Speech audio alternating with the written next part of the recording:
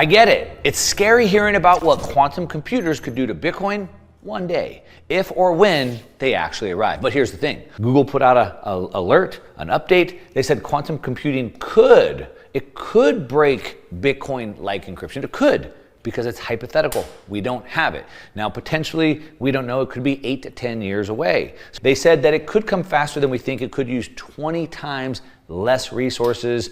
But let's get right into this and see what part of Bitcoin is at risk and what's it not. A lot of people believe quantum computers will eventually hack and break Bitcoin. Some even say quantum computing could destroy Bitcoin by 2035. But Mark Moss isn't buying the panic. In this video, he breaks down what quantum computing actually is, why most of the fear is overblown, and what real threats Bitcoin holders should actually be preparing for. Make sure to stay until the end as Mark Moss reveals the one scenario that really could put your Bitcoin at risk, and how to protect yourself before it's too late. So, you have to understand first of all that Bitcoin is encrypted. Obviously, right? That's the crypto part of the cryptocurrency, the cryptography, okay? Now, within that, you have what's called a public key and a private key. Let me explain this for you real simply. So, if I had a locker at my school, and that locker is, let's say, C19. So that's my public address. And I could say, hey, go put this letter in my public address, in my C19. You can walk over there, slide it in. But only I would have a private key to actually open it up and move the contents. So that's how Bitcoin and cryptocurrency works in general. There's a public key that everybody could see, but then only you would have a private key that you could open up. That's the basics of it. Now, there's different types of cryptography that we've had to secure those keys, and it changes over time. I'm going to take you through some of these changes because understanding that is the key to understand if you're at risk. So a couple of that we've had. The first version of the key was the public key was used instead of a hash.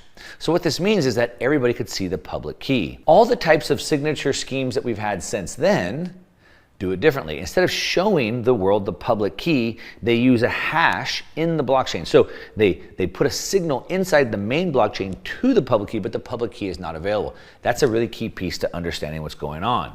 Why is that? Because of the quantum risk. Okay, now what is at risk of quantum? Well, the P2PK, that was the first scheme, it is immediately vulnerable to quantum. Watch out, quantum could attack this. How? How does it attack it? That's because, as I explained before, the public key was shown. It wasn't a hash of a public key like it is with later versions. The entire key was shown. Now, in this instance, the hash hides the key, so it's not readily available. That's why later versions of the schemes are quantum resistant. So how big of a problem is this? Well, Bitcoin that was mined before March of 2010, so from 2009 to 2010, just in that window are the only ones that uses that scheme. So basically everything after that point is impossible to break the hash.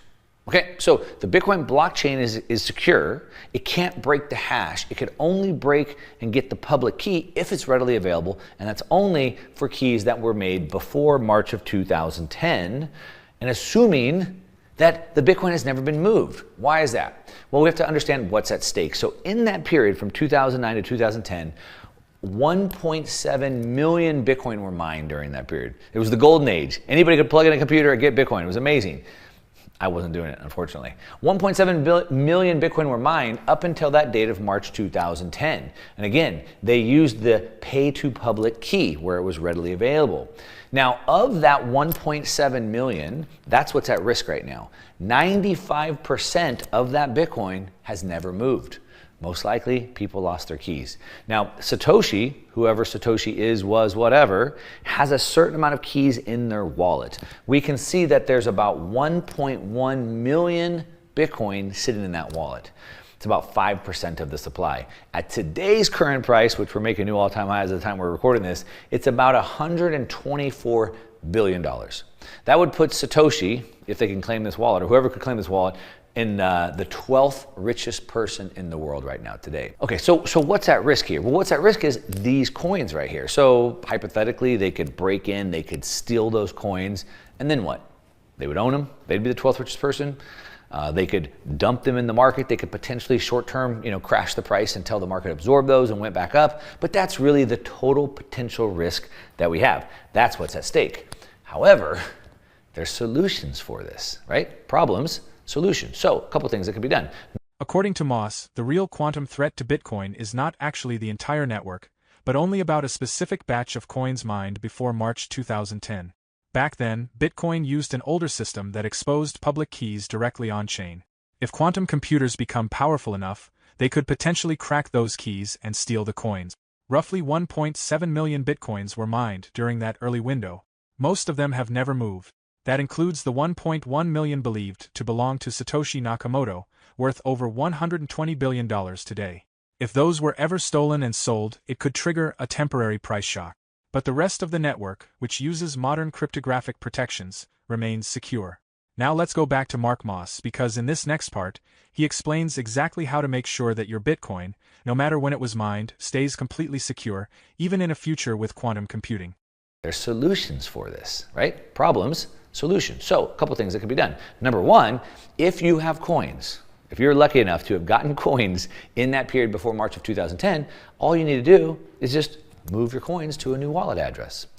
You're automatically secure. If Satoshi could come to light, he could move his coins as well. However, the ecosystem doesn't want a hacker using some quantum computing to get those coins. So even those have potential security. So a solution would be an hourglass. And basically an hourglass would be to put those wallets into this frame that would limit the movement of those. All right, so what we could do is you could put some sort of constraints around it. So for example, no more than 1 Bitcoin could be moved per block. So that way they just couldn't take the 1.1 million. It would drip very slowly over a long period of time. And so they would set the rate at which they'd move and the time, the date of when they'd move. So for example, you'd say approximately 120 years you could move all those coins. So drip very slowly would barely mean anything to the ecosystem. And that would be no matter how hard or how strong quantum computing gets, they would be limited by the rates of that network, of that hourglass that get put in. Okay. What about the other signatures? So as I said, there's been lots of different variations of these signatures that have happened. We've had SegWit, we've had Taproot, we've had P2P, PKH, all these different things, lots of different schemes. Well, again, all of those obscure, all of them hide the public key by putting a hash into the blockchain. So what does that really mean? Well, what that means is that the public key is going to be hidden until you spend from that wallet. So what happens is it's safe. They can't get into it because they can't see the public key, it's hidden. But if you spend from that wallet, then all of a sudden the public key is displayed. So now Quantum could get it. So what does that mean? Well, what that means is that if you spend from that wallet and leave money in there, leave Bitcoin in there, that Bitcoin could be susceptible if you leave a balance in there. So what do? Well, solution, you create a new wallet. So if you're going to spend from that wallet, which would expose the public key, you're going to spend whatever you need, transfer the Bitcoin to whoever, and then whatever the balance is left, you move that into a new wallet, and then it'd be safe. All right, that's the solution. Now, Satoshi actually recommended this. The recommendation for a good security is to always use a new wallet. You can create as many of them as you want. You can go into, usually most hardware wallets will support this, and you can just create as many wallet addresses if you want. Now, one thing that I didn't say at the beginning is this is all about you managing your own private key. One of the most revolutionary things about Bitcoin is for the first time in humanity, we can own property that cannot be seized. It might be the oldest problem that humanity's ever had. How do I protect my chickens or my goats from being stolen? So we have we have friends, we have a village, we have a kingdom, we have a country to protect our assets. And now we can protect our assets with just a cryptographic key. It might be the most revolutionary thing ever, and so I think we should take advantage of that. I advocate for securing your own Bitcoin with your key. However, if you have your Bitcoin on an exchange like at Coinbase, they have your key. If you have it on River, they have your key. If you have it through an ETF, they hold the key. So you don't need to worry about any of this. It's for those that are taking their own custody. But again, Satoshi recommended that always use new address wallets. That's the key default if you're going to do this. Now, what about Lightning? Because Lightning is like layer 2, and it's how we can move Bitcoin way faster, cheaper, more privately than we can on the main chain. So what about that? Could that be broken? Well, not really, because the public key, it gets revealed when the channel closes. So the channel opens up, we put some money in there, it gets exchanged, and the channel closes. Now, by default, they're actually pretty okay.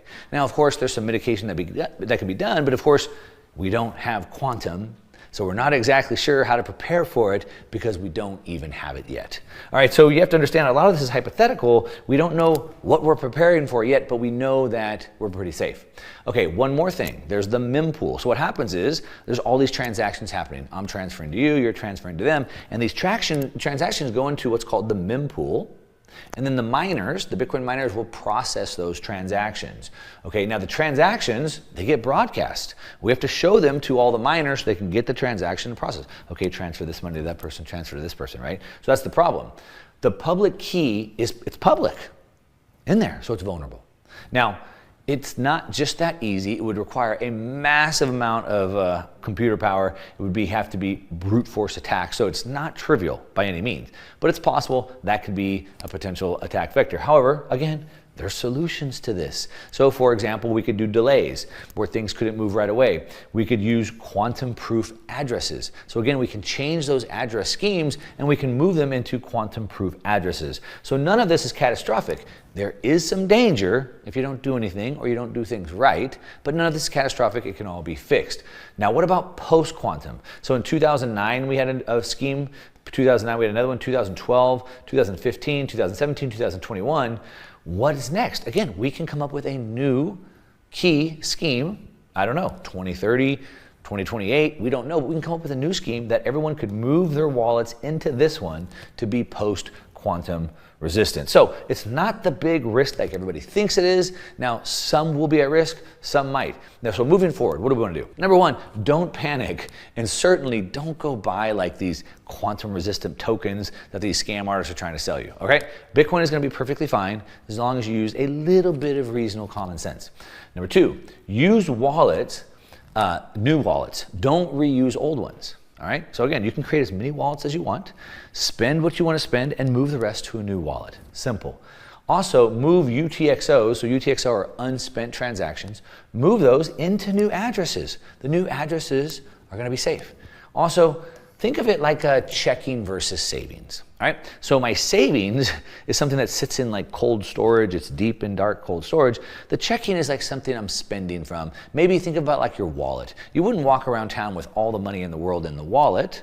You just kind of take what you need for the day, and if you lost it, it's not the end of the world. So think about your Bitcoin in custody sort of like that. So your stuff is in deep cold storage. I don't have to worry about that. I put a little bit if I want to go spend some of it. Keep it in a new wallet to keep it safe, and ignore the FUD.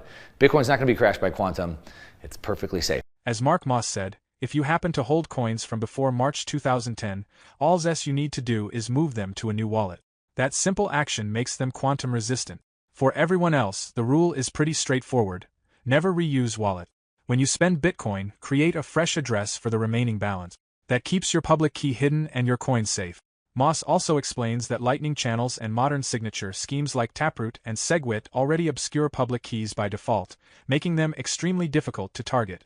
As for long-term threats like mempool exposure or dormant pre-2010 wallets, he outlines network-level solutions like drip constraints and post-quantum key schemes that could be rolled out if needed. The bottom line is that Mark Moss doesn't believe Bitcoin is going to be broken by quantum. The tech is still theoretical, the risks are highly limited, and if you follow a few simple steps, your Bitcoin stays completely secure. Do you agree with his analysis, or do you think quantum computing really could pose a serious threat to Bitcoin in the next decade? Let us know in the comments below. Thank you for sticking with us until the end of the video. If you found this breakdown helpful, make sure to like the video, subscribe, and check out our other uploads for more content that helps you build smarter, live better, and stay ahead. See you next time. For more Daily Dose Crypto news, check out these two awesome videos on your screen. Click now and we will see you on the next video.